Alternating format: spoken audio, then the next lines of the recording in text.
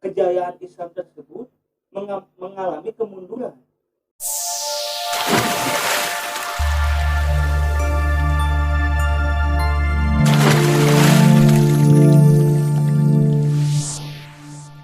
Baik, Assalamualaikum warahmatullahi wabarakatuh. Bertemu lagi dengan saya Sekianur Tegar dan rekan saya Nurul Huda. Ya, mungkin di video kali ini kita akan membahas lagi tentang sejarah. Sejarah Ya, apa? sejarah tentang kejayaan Islam. Masa kejayaan. Ya, masa kejayaan. Kan dulu kita sejarah tentang Nabi nih, dakwah Nabi, dan sekarang kita kembali lagi dengan sharing sejarah, yaitu sejarah tentang masa kejayaan Islam. Baik, balik lagi dengan tentang kejayaan Islam. Kejayaan Islam itu seperti apa sih awal mulanya? Baik, jadi sebelum kita membahas tentang kejayaan, karena ini sejarah, berarti kita harus tahu ya, Islam itu dalam perkembangannya telah memberikan dampak terhadap dunia, dampak khususnya peradaban di dunia ini, terutama di benua Eropa, sehingga peninggalan-peninggalannya sejarah dari peradaban Islam masih terlihat begitu jelas. Seperti itu. Itu adalah tentang kejayaan Islam. Bukan. Apa? Itu sejarah ya. Jadi di awal mula kita sebelum memasuki masalah kejayaan, kita harus tahu dulu bahwasannya Islam itu sangatlah ya memberikan dampak terhadap peradaban dunia, khususnya di benua Eropa, sehingga terdapat peninggalan-peninggalan saat ini yang sangat begitu jelas. Dan itu awalan tentang masa Bukti, kejayaan Islam. bukti sejarah. Bukti sejarah itu kan menentukan bahwa pada zaman saat itu Islam sudah berjaya kan. Nah, baik. Nah, jadi Islam itu merupakan agama yang sempurna dari kitab Al-Quran. Ya, kitab yang paling sempurna karena di dalamnya terdapat berbagai macam ilmu pengetahuan dan sangat bersesuaian dengan ilmu pengetahuan modern saat ini. Nah, sejarah Islam merupakan sejarah yang panjang yang dimulai dari diutusnya Nabi Muhammad Shallallahu Alaihi Wasallam menjadi seorang Rasul hingga sekarang. Nah, ya, pada rentang waktu 15 abad sejarah Islam telah menunjukkan dinamika yang begitu kompleks. Nah, seperti itu, ya, begitu kompleks. Pada umumnya para sejarawan membagi gitu loh. Ada bagian di situ membagi. Nah, di situ maka dari itu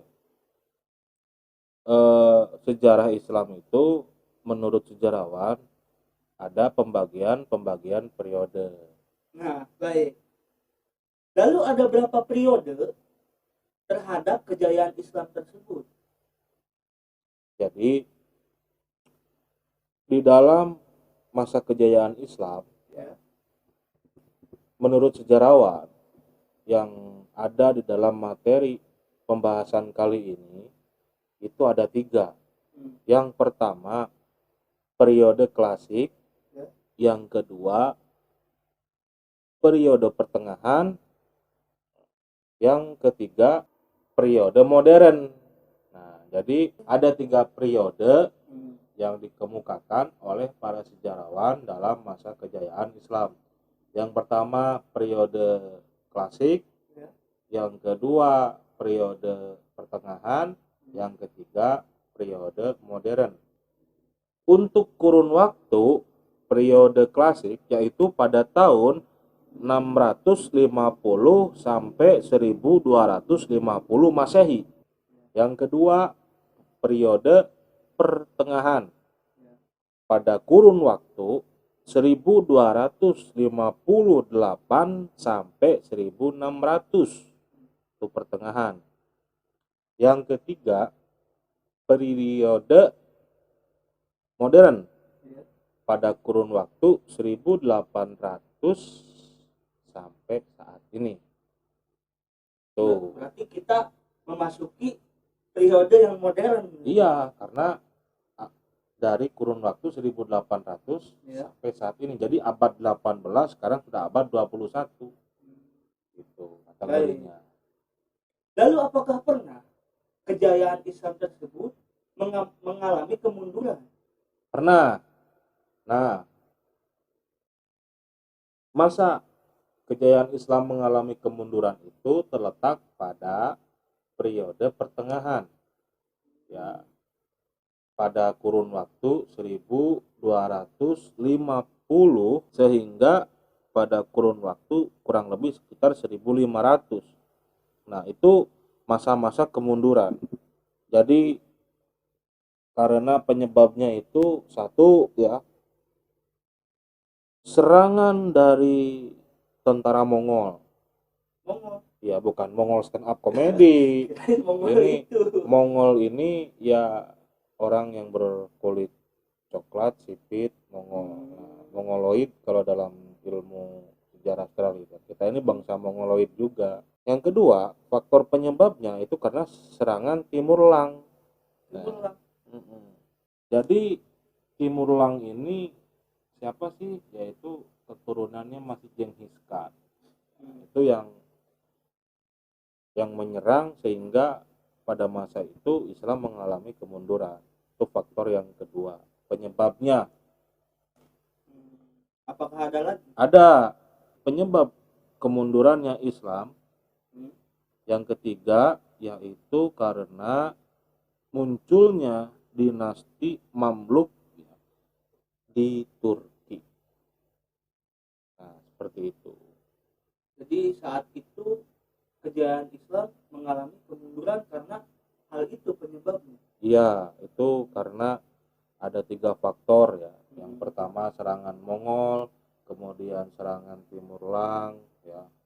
Kemudian yang ketiga munculnya dinasti Mamluk di Turki.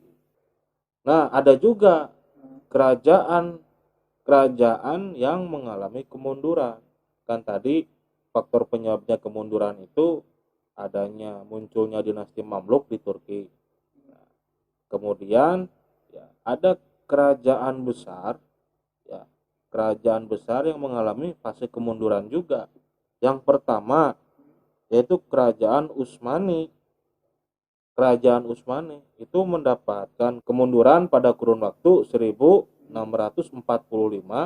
sampai 1664. Nah, itu Masehi. Itu kerajaan Utsmani. Yang kedua kerajaan Safawi. Nah, kerajaan Safawi ini mengalami kemunduran di tahun 1722 Masehi. Kerajaan Safawi. Yang ketiga kerajaan Mughal. Nah, kerajaan Mughal itu di tahun 1657 Masehi. Itu kerajaan besar ya yang mengalami kemunduran. Maaf saya potong. Ya. Dalam ketiga kerajaan besar tersebut, apakah itu satu company dengan kejayaan Islam atau enggak? Kan dia ikut serta. Kan kurun waktunya beda-beda. Tuh, kan tadi ada kurun waktu, kemunduran dan kemajuan. Nah, sekarang walaupun ada kemundurannya, ketiga kerajaan tersebut juga pernah mengalami kemajuan. Gitu. Sebelum mundur tuh maju dulu. Jadi tidak ada kaitannya dengan kejayaan Islam. Apanya? Tentang ketiga kerajaan terbesar tersebut. Ada. Kan pada kurun waktu 1600 sampai 1700, nah, di sini itu bergejolak antara maju dan mundur. Itu maju dulu kemudian mengalami fase kemunduran. 3 kerajaan itu. Yang pertama itu yang tadi disebutkan kerajaan Utsmani, kedua kerajaan Safawi, ya kan?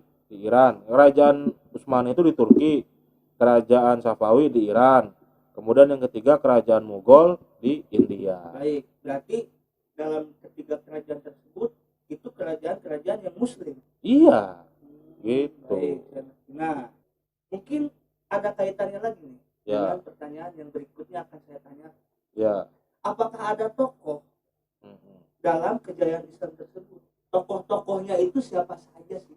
Apakah ketiga raja tersebut atau yang lainnya? Oke.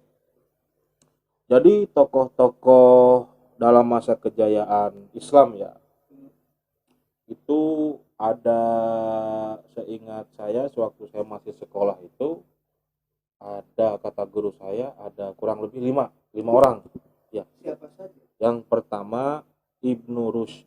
Ibnu Rushd ya. Jadi siapa sih Ibnu Rushd itu? Jadi Ibnu Rushd itu salah satu tokoh pada masa kejayaan Islam ya.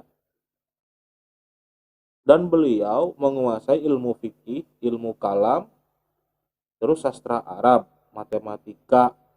Lalu beliau itu wafatnya di Maroko. Tuh. Beliau itu wafatnya di Maroko pada tahun 595. Jadi Ibnu Rushd ini 520 sampai 595 Hijriyah, bukan Masehi, Hijriyah. Ya, itu 520 sampai 595. Yang pertama Ibnu Rushd. Yang kedua Al-Ghazali, Imam Ghazali itu. Nah, Imam Ghazali itu pada kurun waktu 450 sampai 505 Hijriyah. Nah, beliau itu terkenal ya, mengarang buku mencapai 288 buah. 888 mengarang buku seperti contoh tasawuf, teologi, filsafat, logika, fikih. Nah, itu berdasarkan Al-Qur'an dan bahkan beliau itu wafat pada tahun yaitu 505 Hijriah. Dari beliau itu lahir 450 sampai 505 Hijriah, berapa tahun? 450 sampai 505. 105 tahun berarti beliau usianya. Ya 450 505. 105 berarti. Ya, kurang lebih seperti itu. Lalu yang ketiga? Yang ketiga Al-Kindi. Al-Kindi lahir pada tahun 805 sampai 873 Hijriah. Karena beliau itu terkenal dengan filosofnya, filosofi filsafat. Nah, ya, Al-Kindi. Yang keempat Al-Farabi ya. Beliau itu pada tahun 872 sampai 950 Masehi, dan beliau itu ahli dalam ilmu pengetahuan logika antara lain, kemudian musik, kemiliteran, metafisika, terus teologi, ilmu alam dan semacamnya. Nah, itu Al-Farabi. Yang terakhir yang kelima yaitu Ibnu Sina. S bukan Z ya.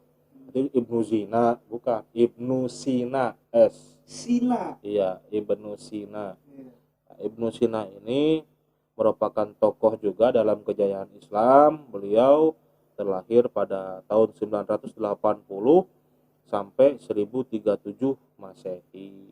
Nah, beliau itu karyanya itu ya di bidang bahasa Arab, kemudian dalam kedokteran, Ibnu Sina itu filsafat dan ilmu pengetahuan yang lainnya. Nah, jadi ada lima tokoh. Yang pertama Ibnu Rushd, Al-Ghazali, kemudian Al-Kindi, Al-Farabi, sama Ibnu Sina. Ada 5 tokoh ini yang berada dalam masa kejayaan Islam. Dan itu 5 tokoh tersebut adalah tokoh-tokoh yang berpengaruh dalam kejayaan Islam. Iya, ini 5 di dalam materi kali ini tuh dibahasnya dalam materi masa kejayaan itu cuma 5 orang, padahal masih banyak kan Ya, itu Al-Jam. adalah salah satunya mungkin Iya gitu. dan berpengaruh juga tentang Masih kejayaan banyak. Islam. Baik, itu adalah penjelasan dan pengertian tentang kejayaan Islam. Lebih tepatnya ya masa-masa kejayaan Islam tersebut, yaitu pengertian dan penjelasannya seperti itu. Ada 5 tokoh. Sebenarnya bukan 5 tokoh, ada beberapa, masih cuma banyak. Kita simpulkan Ya, pada materi kali ini cuma 5 dan salah satunya itu 5 tersebut yang Ya. tadi disebutkan. Ya. Baik, dan itulah tentang penjelasan dan pengertian masa kejayaan Islam. Mungkin kita cukupi saja video kali ini. Barangkali ada penjelasan yang kurang, pastinya banyak yang kurang. Kami mohon maaf karena kami juga masih tahap belajar juga, sharing ya, tetap belajar dan jangan patah semangat untuk mendalami sebuah pengetahuan itu. Dan karena kami juga sadar kami adalah insan makhluk ketahuan nisyan yang tak pernah luput dari lupa dan kesalahan. Baik, saya pribadi Nurul Huda. Dan saya Spino Tegar. Wassalamualaikum warahmatullahi wabarakatuh.